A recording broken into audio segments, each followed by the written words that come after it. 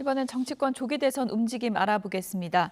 민주당 경선 후보들이 오늘 두 번째 TV 토론을 하는데요. 각자 지역별 맞춤형 공약을 발표하며 표심 잡기에 공을 들이고 있습니다. 어제 1차 컷오프를 통과한 국민의힘 경선 후보 4명은 공개되지 않는 순위를 두고 서로 1등을 했다 이렇게 주장하면서 여론전을 펼치고 있습니다. 국회 취재기자 연결해 보겠습니다. 이준엽 기자. 네, 국회입니다. 네, 민주당 경선 일정부터 좀 알아보죠. 오늘 토론회가 열린다고요? 네, 민주당 대선 경선 후보들은 오늘 오후 4시 인터넷 방송을 통해 생중계되는 두 번째 방송 토론에서 맞붙습니다. 오늘부터 호남 지역 권리당원과 대의원 투표가 시작되고 내일은 수도권과 강원 제주 대상 투표가 개시되는 만큼 후보들 모두 표몰이에 안간힘을 쓰고 있습니다. 이재명 후보 캠프는 조금 전 국회에서 기자회견을 열고 순회 경선을 앞둔 강원과 제주 지역 맞춤형 공약을 발표했습니다.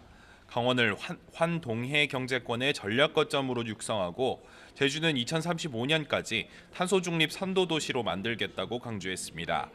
1박 2일로 호남 일정 중인 김경수 후보는 오전 광주 지역 방송 인터뷰에서 5대 권역별 메가시티와 전남 국립의대 설립 등을 공약하며 지지를 호소했습니다.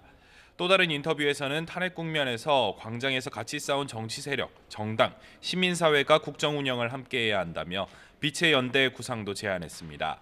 김동연 후보는 라디오에 출연해 이재명 후보가 큰 폭으로 앞서가고 있는 탓에 압도적인 정권 교체에 경고등이 켜졌다고 생각한다며 견제구를 던졌습니다.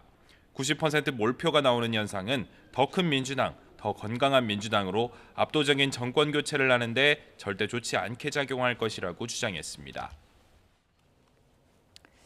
네, 국민의힘은 어제 1차 컷오프가 있었는데 순위 공개가 안 됐는데 후보들마다 서로 본인이 1등했다 이렇게 주장하고 있는 상황이죠. 네, 어제 대선 후보 2차 경선 지지자 4명이 발표됐는데 2차 경선 순위와 득표율이 공개되거나 후보들에게 전달되지 않는 상황에서 각자 1등을 주장하는 모습입니다. 또 김문수, 안철수, 한동훈, 홍준표 후보의 진출로 찬탄과 반탄 2대2 구도가 된 것을 두고도 각자 해석이 분분한 상황인데요. 김문수 후보 측 김재원 전 최고위원은 라디오 인터뷰에서 당연히 김 후보가 1등이고 2등 한동훈 후보와도 10%포인트 이상 차이가 날 거라고 주장했습니다. 안철수 후보 측도 YTN과의 통화에서 다들 4등이라고 예상하던데 아닐 수도 있다면서 구도상 안 후보가 2명이 1대1로 맞붙는 3차 경선에 진출하면 가장 유리할 거라고 내다봤습니다. 한동훈 후보 측 신지호 특보단장은 어제 나타난 결과를 보면 노 극우, 굿바이 윤이라며 민심이 탄핵 찬성 후보에 힘을 실어준 거라고 해석했습니다.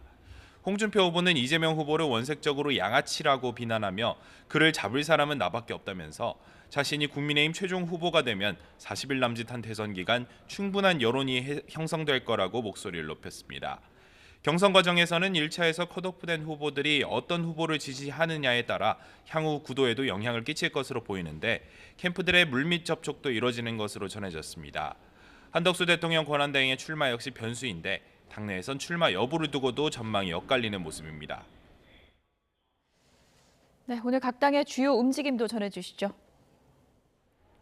네, 민주당은 내란 은폐와 연장을 위해 똘똘 뭉친 내란 패밀리의 국정농단을 더는 좌시할 수 없다며 특검 카드를 다시 꺼내들었습니다. 이번 주 안에라도 가능한 한 빨리 내란 특검법을 재발의하고 명태균 특검법과 김건희 여사 특검법도 모두 재발의하겠다고 설명했습니다.